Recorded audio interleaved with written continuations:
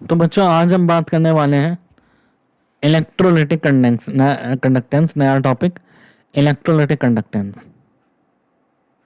तो electrolytic conductance क्या होती है? अगर हम बात करें इलेक्ट्रोलाइटिक कंडक्टेंस की, तो इट इज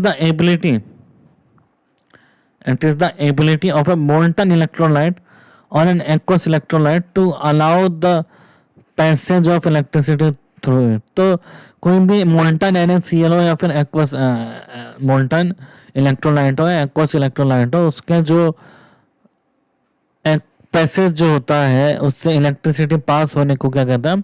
उसकी एबिलिटी को कंडक्टेंस कहते हैं। अब ये क्या होता है? ये होता है movement of free ion provided by the electrolyte. Electrolyte कुछ इलेक्ट्रो आयन अपने प्रोवाइड करता है। अब वो प्रोवाइड आयन मूव करने चाहिए, और मूव करने के लिए उनको जो पैसेज प्रोवाइड होता है उसको क्या कहते हैं? Electrolytic conductance. And it increases with increasing the temperature. और इन टेम्परेचर इंक्रीज करने के साथ क्या करता है? इंक्रीज करता है। जो पैसेज है उनका वो टेम्परेचर इंक्रीज होने के साथ इंक्रीज होता है। अब कौन कौन से फैक्टर है जो कंडक्टेंस को अफेक्ट करते हैं? पहला हमारा सॉल्यूट सॉल्यूट इंटरेक्शन। सॉल्यूट और सॉल्यूट का जो इंटरेक्शन है ये इफेक्ट करता है हमारे कंडक्टेंस को। अब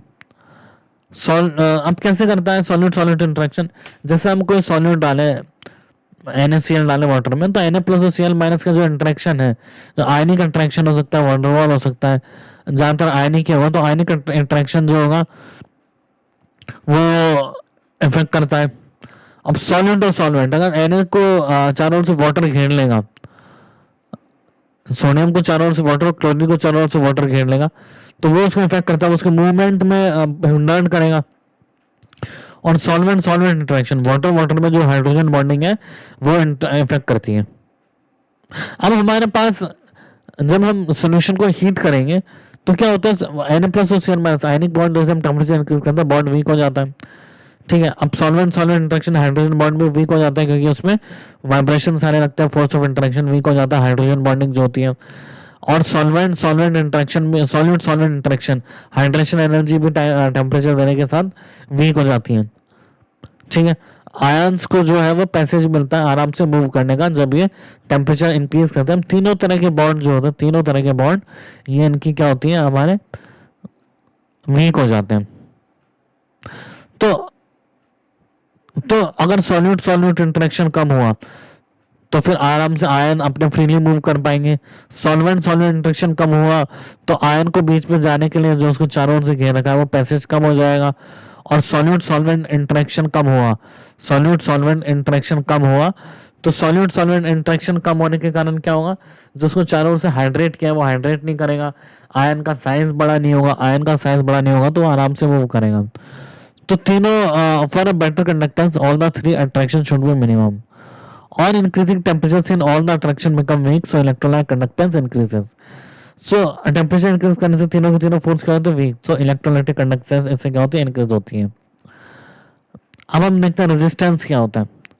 रेजिस्टेंस कंडक्टेंस का उल्टा होता है, उसको जो रेजिस्टेंस प्रोवाइड कर रहा है, जो मूवमेंट में रेजिस्टेंस प्रोवाइड कर रहा है वो इनवर्स होता है। Means it is the ability of a substance to oppose the passage of electricity to it. तो ये सब्सटेंस की एबिलिटी को अपोज करता है the passage of electricity through it. जो इलेक्ट्रिसिटी का पैसेज मिलता है उसको क्या करता है? अपोज करता है। इसकी यूनिट होती है ओम की, OHM। तो अब सेल के लिए बात करें, L है डिस्टेंस बिटवीन इलेक्ट्रोड्स, और अगर A है कॉमन एरिया ऑफ, जैसे कोई सेल है, हम बात करें सेल का कोई कॉमन एरिया है, जैसे एक तरफ उसका कैथोड अगर इस तरीके से है और एनोड इस तरीके से, तो बीच में जो कॉमन एरिया है, ये कॉमन एरिया इसकी बात कर रहे हैं हम, तो ये कॉमन एरिया। तो डिस्टेंस बिटवीन इलेक्ट्रोड्स मीटर और सेंटीमीटर, और common interfacial area of metre square और सेंटीमीटर, ये जो इंटरफेशियल जो कॉमन एरिया है इसकी बात कर रहे हैं। और लेंथ है इन दोनों के बीच में, लेंथ कितनी है? Distance between electrode. तो L अपॉन A को हम कहते हैं G∗, जो होता है सेल कांस्टेंट। अब लेंथ की यूनिट सेंटीमीटर है, एरिया सेंटीमीटर स्क्वायर है, तो सेल कांस्टेंट की यूनिट होती है सेंटीमीटर इनवर्स। तो रेजिस्टेंस होता है वो L/A के डायरेक्टली प्रोपोर्शनल होता है। और अब सॉरी जी स्टार के डायरेक्टली प्रोपोर्शनल, जो कि एल बाई ए ही है, उसके डायरेक्टली प्रोपोर्शनल होता है। अब हम R equal to proportionality constant आता है तो रो इंटू जी स्टार आता है, 1/r इक्वल टू 1/रो और 1/r क्रॉस मल्टीप्लाई जी स्टार है तो K equal to G into G star आता है। तो 1/r क्या था, कंडक्टेंस था जी, और 1/k क्या था, कंडक्टिविटी। और इसको कहते हैं स्पेसिफिक कंडक्टेंस और कपा। हम स्पेसिफिक टर्म क्यों यूज करते हैं, स्पेसिफिक, ये देखो ये बच्चों टॉपिक पूरा फॉर्मूला बेस है, कंडक्टेंस जो है वो पूरा फॉर्मूला बेस होता है। हमारे को फॉर्मूला याद रखना, हमारे को आंसर सीधे आ जाएगा इसमें। तो और कंसेप्ट के साथ फॉर्मूला, ऐसा नहीं कि हम कंसेप्ट भूल जाए। तो अब हमने देखा कि R/R क्या होता है, जी होता है, कंडक्टेंस कहते हैं इसको। और 1/R ये जो नया कांस्टेंट आया था R, इसका इनवर्स को कहते हैं कंडक्टिविटी और स्पेसिफिक कंडक्टेंस। मतलब अगर लेंथ 1 सेंटीमीटर हुआ, एरिया 1 सेंटीमीटर स्क्वायर हुआ, या फिर वॉल्यूम 1 सेंटीमीटर क्यूब हुई, तो जी बराबर क्या होगा, 1 सेंटीमीटर, जी स्टार हो जाएगा 1 सेंटीमीटर इनवर्स, तो ऐसे के इक्वल टू जी हो जाएगा। तो कुछ स्पेसिफिक कंडीशन पे ये कंडक्टेंस है, इसलिए के को क्या बोलता है, स्पेसिफिक कंडक्टेंस। स्पेसिफिक कंडीशन पे कंडक्टेंस है तो इसको क्या हमने स्पेसिफिक कंडक्टेंस, और इसको कप्पा से डिनोट करते हैं, इसकी यूनिट होती है ओम पर centimetre, ohm inverse centimetre inverse. K is the conductance of a 1 centimeter cube solution और 1 metre cube solution. K conductance है 1 सेंटीमीटर क्यूब सोल्यूशन की और 1 मीटर क्यूब सोल्यूशन की, ठीक है।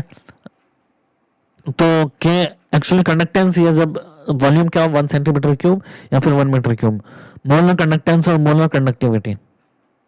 अब मोलर कंडक्टेंस क्या होता है ना, conductance of A solution containing 1 mole of electrolyte. अब क्या होता है, ज्यादातर हमारे पास जो सॉल्यूशन होता है वो स्टैंडर्ड सॉल्यूशन होते हैं, उसमें 1 मोलर होता है कंसेंट्रेशन, तो उसकी जो कंडक्टेंस है उसको क्या कहते हैं, molar conductance. The conductance of A solution containing 1 mole of electrolyte in respect volume कितना भी ज्यादा हो, अगर सॉल्यूशन 1 मोल हो तो उसको क्या कहते हैं, 1 mole of electron irrespective of the volume of the solution। तो lambda m equals to k into 1000 upon molality. तो ये फॉर्मूला होता है, हमारे को इसका डेरिवेशन ध्यान नहीं रखना, सिर्फ फॉर्मूला याद रखना है, k equals to 1000 k into 1000 upon molality. k अगर साइमन सेंटीमीटर इनवर्स में हो, 1000 है सेंटीमीटर क्यूब पर लीटर, एक लीटर में कितने सेंटीमीटर क्यूब होंगे वो है, और एम है मोलैरिटी। अगर ये मीटर में हो तो फिर लैम्डा एम लिखेंगे के अपॉन 1000 इंटू मोलैरिटी। अब हम बात करें इक्विवेलेंट कंडक्टेंस और इक्विवेलेंट कंडक्टिविटी। जैसे हमने मोलर कंडक्टेंस की बात की कि अगर सोल्यूशन हमारा 1 मोलर हो, सोल्यूशन हमारा 1 मोलर हो तो क्या कंडक्टेंस होगी। इसी तरीके से इक्विवेलेंट कंडक्टेंस क्या होती है, जब सोल्यूशन हमारा 1 इक्विवेलेंट हो। जब सोल्यूशन हमने कितना लिया हो बच्चों, 1 इक्विवेलेंट लिया हो, तो उसको हम कहते हैं इक्विवेलेंट कंडक्टिविटी। उसका फॉर्मूला होता है के इंटू 1000 अपॉन वॉल्यूम, ठीक है। अब वो साइमन सेंटीमीटर इनवर्स के है, इक्विवेलेंट पर लीटर वॉल्यूम है, और लैम्डा इक्विवेलेंट होता है के अपॉन 1000 इंटू नॉर्मेलिटी। ये नॉर्मेलिटी है, हम इसको लिखेंगे नॉर्मेलिटी है।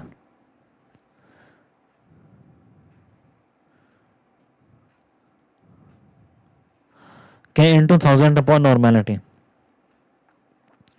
अब फॉर एन इलेक्ट्रोलाइट, अगर कोई इलेक्ट्रोलाइट है, normality equals to molarity into n factor. अब नॉर्मेलिटी है K into 1000 upon lambda equivalent, और ये हो जाएगा K into 1000 upon lambda molar equals to n factor.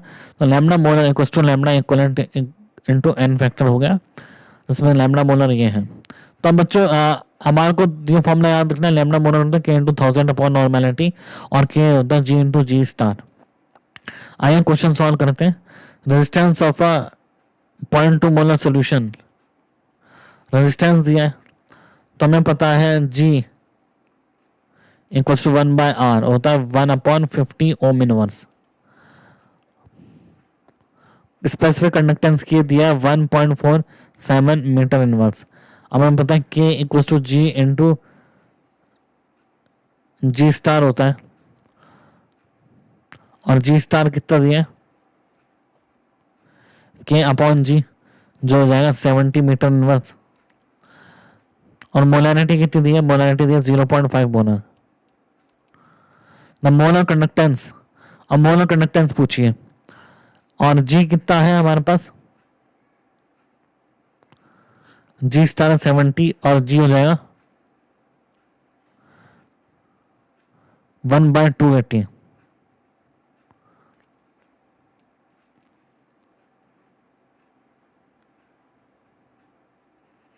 अब दूसरे सोल्यूशन के लिए हमारे को दी है resistance of a 0.2 molar solution of electrolyte is 50 ohm, the specific conductance of the solution is इतना।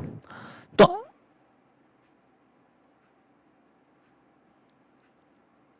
सेम इलेक्ट्रोलाइट सेम लिया है तो L बाई ए भी सेम होगा। तो पहले हमने क्या निकाला, पहले सोल्यूशन से G स्टार निकाला। अब दूसरे सोल्यूशन का G स्टार सेम होगा तो कि यहाँ से क्या आ जाएगा, हमारे को मोलरिटी पता है 0.5 मोलर सोल्यूशन, G स्टार पता है तो के कितना आएगा G इंटू G स्टार, तो हो जाएगा 1/4।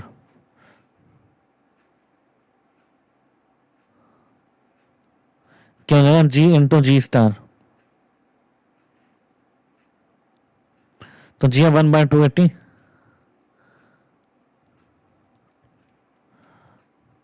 और G स्टार है 70।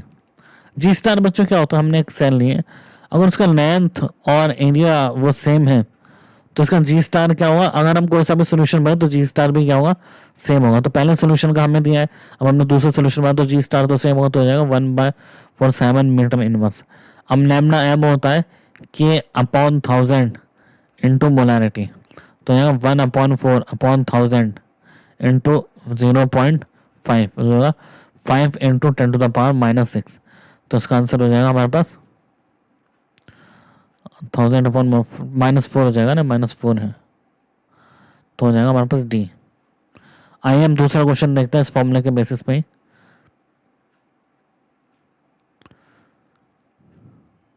0.5 डेसीमीटर क्यूब सोल्यूशन है the conductance milli Simon.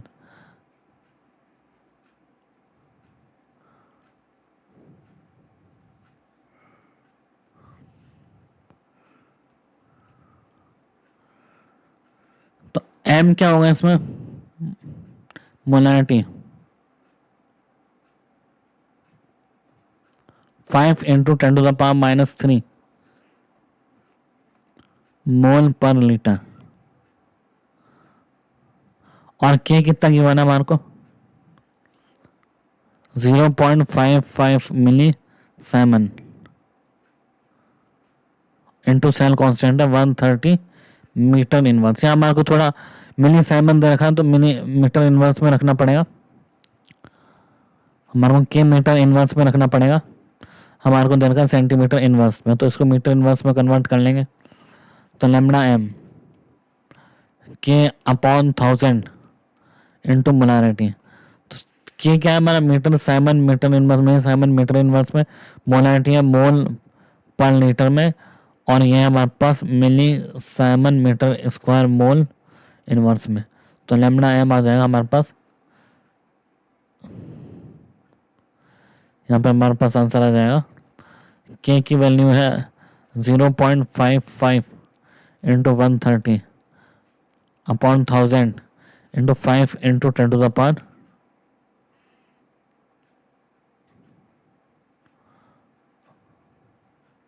Molarity है 5 इंटू 10⁻³ तो वैल्यू आ जाते हैं हमारे पास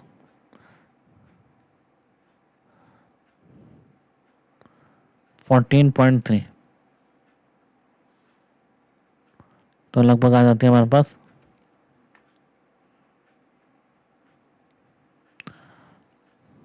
14। अब बच्चों आगे बढ़ते हैं। अब कंडक्टेंस क्या है कि डाइल्यूशन, जैसे हम सोल्यूशन को डाइल्यूट करते हैं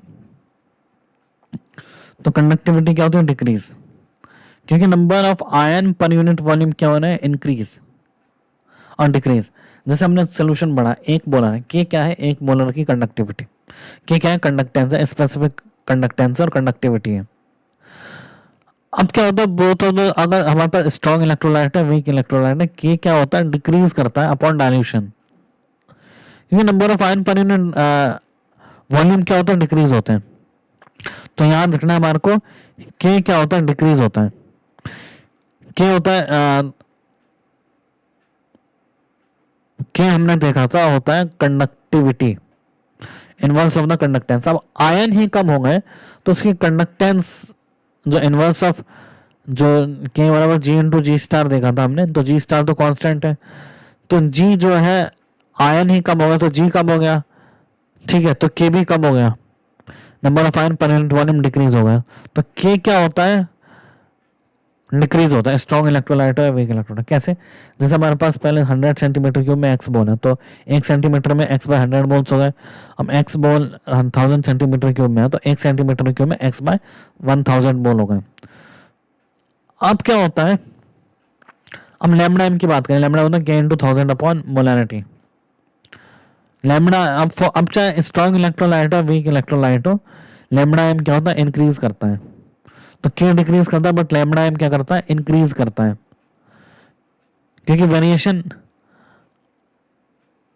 अगर हमने यहाँ लैम्डा एम 1 है और यहाँ लैम्डा एम 2 है डाइल्यूशन में, तो variation of lambda M depends upon the type of electrolyte.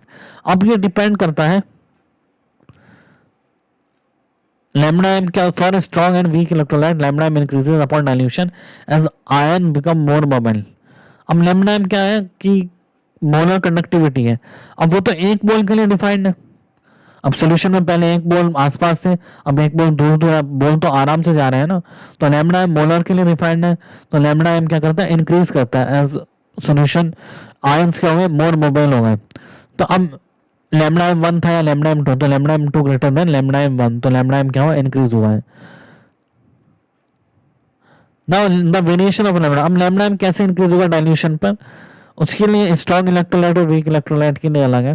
तो for a strong electrolyte we know that 100% ionization takes place, so lambda M equals to lambda I naught M minus N under root C. Experimental value आई है graph से, हमने अलग अलग molarity लिए, अलग अलग lambda M लिया, अलग अलग कंसेंट्रेशन पे, तो लैम्डा एम अलग अलग लिया, अलग अलग कंसेंट्रेशन पे हमने नापा। सी है molarity of the electrolyte, lambda M है मोलर कंडक्टिविटी और मोलर कंडक्टेंस और मोलर कंसेंट्रेशन, और लैम्डा में लिमिटिंग मोलर कंडक्टेंस, मतलब मैक्सिमम कंडक्टेंस क्या हो सकती है जब हम उसको, लैम्डा एम मैक्सिमम कब हो सकता है, जब उसको इनफाइनाइटली डाइल्यूट कर दें, बहुत ज़्यादा डाइल्यूट कर दें, तो भाई रहेगा तो 1 मोल, लेकिन वो बहुत दूर हो गया तो आयन आराम से मूव कर सकते हैं, ठीक है। अब ए क्या होता है बच्चों, ए होता है पॉजिटिव कांस्टेंट, तो अपॉन डाइल्यूशन सी कम होता है और लैम्डा एम इंक्रीज हो रहा है, तो अपने आप लैम्डा एम सी कम होगा डाइल्यूशन से, लैम्डा एम तो नॉट तो कांस्टेंट है, infinite dilution, lambda am not क्या है समझ लेते हैं। अगर हमने किसी कंटेनर में इनफाइनाइटली डाइल्यूट कर दिया उसको, तो लैम्डा एम के अंदर मोलर कंडक्टेंस, मोलर कंडक्टेंस ही तो थी लैम्डा एम, तो एक मोल की जो कंडक्टेंस है उसको क्या कहता है, मोलर कंडक्टेंस, ठीक है। तो अब हमने उस सॉल्यूशन को लाइट से कमरे जितना भर दिया, तो रहे, तो हम लैम्डा एम तो बोलेंगे पूरा कंटेनर की कंडक्टेंस को। अब वो मोबाइल इलेक्ट्रॉन हो गए, वो सॉरी आयन जो हो गए वो आराम से मूव कर सकते हैं, तो लैम्डा एम क्या हो, कंडक्टेंस एक मोल की हम इंक्रीज कर जाएगी, ठीक है। इसको समझते हैं, जैसे कंटेनर है हमारा, यहाँ पे हमारे पास 1 मोल इलेक्ट्रोलाइट है, ठीक है। अब हमने उसको, अब हम लैम्डा 1 मोल के लिए मेजर कर रहे हैं, अब हमने उसको बहुत सारा पानी डाल दिया, वो बहुत बड़ा कंटेनर हो गया, अब वो बहुत बड़ा कंटेनर हो गया, फिर हमें 1 मोल के लिए मेजर करना है, तो पहले वो आसपास बहुत धीरे धीरे जा रहा था, वो आयन बहुत तेज जा रहा है, तो कंडक्टेंस मोलर की तो इंक्रीज हुई। कंडक्टेंस क्या होता है, पैसेज, जितना पैसेज मिलेगा उसको, ठीक है। एक है पॉजिटिव कांस्टेंट, तो डाइल्यूशन पे क्या होगा, सी कम होगा, तो लैम्डा एम क्या बढ़ेगा, बढ़ेगा, और लैम्डा एम नॉट क्या होता है, फिक्स हो जाता है, एक लेवल के डाइल्यूशन के बाद लैम्डा एम फिक्स हो जाता है, जिसको हम कहते हैं इनफाइनाइट डाइल्यूशन या फिर मैक्सिमम कंडक्टेंस या फिर लिमिटिंग मोलर कंडक्टेंस, ठीक है। तो for a strong electrolyte value of lambda am not is expected. अब हम इनफाइनाइटली डाइल्यूट कितना माने, हम 10 लीटर 100 लीटर 1000 लीटर कितना करें, तो क्या करते हैं हम इस कर्व को ड्रॉ करते हैं हम, है ना, तो इसको एक्सट्रापोलेट करते हैं, lambda M versus under root C को ड्रॉ करते हैं और इसको एक्सटेंड कर लेते हैं वाई एक्सिस तक, तो वाई एक्सिस पे जो कट मिलेगा वो क्या है, लैम्डा एन नॉट।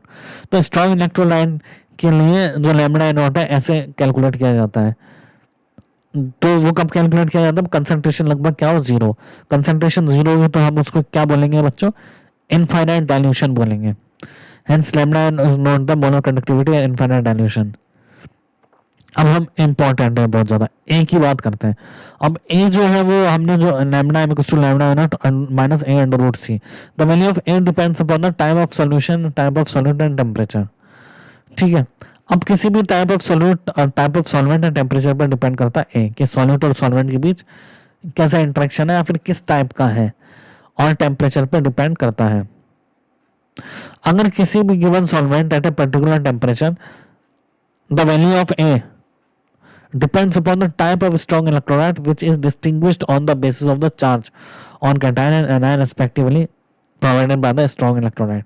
इसका क्या मतलब है कि हमारे पास एक strong electrolyte होगा बच्चों, हमारे पास एक strong electrolyte होगा, तो strong electrolyte में हमारे को जैसे एग्जांपल से देख लेते हैं, हमारे पास है NaCl,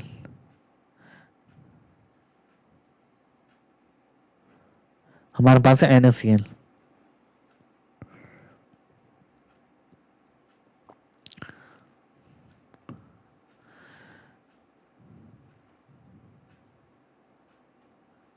NaCl Na plus Cl minus देता है, ये 1 टाइप का इलेक्ट्रोलाइट है।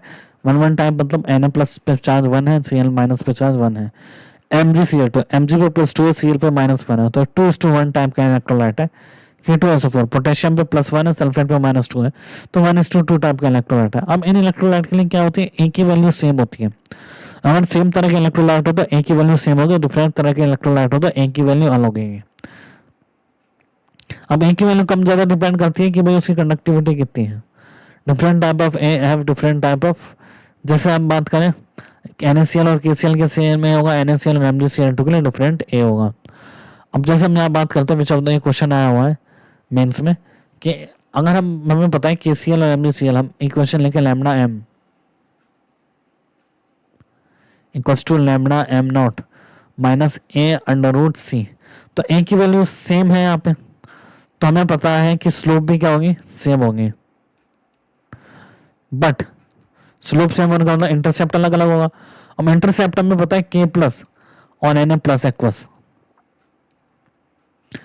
में कंडक्टिविटी किसकी ज्यादा है, जिसकी कंडक्टिविटी लैम्डा ज्यादा होगी उसकी इनफाइनाइट डाइल्यूशन पे भी ज्यादा होगी, अगर स्लोप सेम है तो सिंपल मैथ है। तो k प्लस का साइज क्या है, k प्लस का साइज क्या है, ज्यादा है, और Na प्लस का साइज क्या स्मॉल है। तो एक्वस सॉल्यूशन में किसका साइज ज्यादा होगा, हमें पता है कि गैसियस स्टेट में साइज जितना छोटा होता है एक्वस में साइज उतना ही बड़ा हो जाता है। क्यों, क्योंकि वाटर मॉलिक्यूल उसको घेर लेते हैं, वाटर मॉलिक्यूल ज्यादा घेरते हैं, मल्टीपल लेयर बना देते हैं, ठीक है, और लार्ज में मल्टीपल लेयर कम बनती है। सब हमने इनऑर्गेनिक केमिस्ट्री में पढ़ा है। तो lambda m minus A under root सी, तो k प्लस और Na प्लस में से किसकी कंडक्टिविटी ज्यादा है, हमें पता है k प्लस की ज्यादा होगी, क्योंकि इसका आयन का साइज ज्यादा है, तो हाइड्रेटेड साइज कम होगा, साइज कम होगा तो आराम से मूव करेगा, तो इसका आंसर हो जाएगा हमारे पास ए। अच्छा क्वेश्चन आता। अब वीक इलेक्ट्रोलाइट के लिए कैसे पता करते हैं हम, lambda m equals to lambda m not minus a under root C. अब ये वीक के लिए एप्लीकेबल नहीं है, वीक के लिए हम क्या करते हैं, ग्राफ ड्रॉ करते हैं lambda m versus under root C का। तो वहां पे क्या होता है कि ये ग्राफ को हम ऐसे एक्सटेंड करते हैं और यहाँ पे कट करता है कहीं, बट ये कट कहाँ करेगा, या तो हमारे पास एसिम्पटोट टाइप का कर्व है, एसिम्पटोट है ना, तो ये कट नहीं करेगा। तो जहाँ पे इनफाइनाइट डाइल्यूशन पे लैम्डा m कैसे पता करेंगे, तो क्या होता है, practically it is not possible to determine the value of lambda naught for a weak electrolyte. तो प्रैक्टिकली हम पता ही नहीं कर सकते, ये तो ग्राफ बहुत ऊपर कट करेगा। सो ये it will be achieved by infinite dilution only. अब ये हम इनफाइनाइट डाइल्यूशन पे पता करते हैं with the help of lambda m not of A strong electrolyte. अब फॉर ए वीक इलेक्ट्रोलाइट क्या होता है, हमारे को लैम्डा m नॉट पता करना हो तो हमें अल्फा पता होना चाहिए, उसका अल्फा होता है lambda m upon lambda m not, और लैम्डा m क्या मोलर कंडक्टेंस फॉर्मूला हमारे को याद रखना for a weak electrolyte. Lambda m कैसे निकालते हैं, उसका अल्फा पता हो और उसका लैम्डा m पता हो, तो यहाँ से क्या कोई भी एक वेरिएबल इसमें से नोन हो, लैम्डा m पता लगा सकते हैं, उसका अल्फा पता लगा सकते हैं, यहाँ से लैम्डा m नॉट इनफाइनाइट पता चल जाएगा। जब वो इनफाइनाइटली डिसॉल्व हुआ था तो क्या था अल्फा, और जब वो कुछ डिसॉल्व हुआ तो अल्फा क्या है, तो अल्फा बाय 1 ही हो जाएगा अल्फा। तो ये फॉर्मूला हमारे को ध्यान रखना है फॉर ए वीक इलेक्ट्रोलाइट। तो बच्चों स्ट्रॉन्ग इलेक्ट्रोलाइट के लिए हम लैम्डा m नॉट कैसे पता लगाते हैं, हमने देखा, ठीक है, उसको ग्राफ बनाएंगे, हम पहले पॉइंट करेंगे, उसको एक्स्ट्रापोलेट कर लेंगे। और जबकि वीक इलेक्ट्रोलाइट के लिए अल्फा क्या होता है, lambda m infinite upon lambda m not. तो ऐसे हम चेक करते हैं।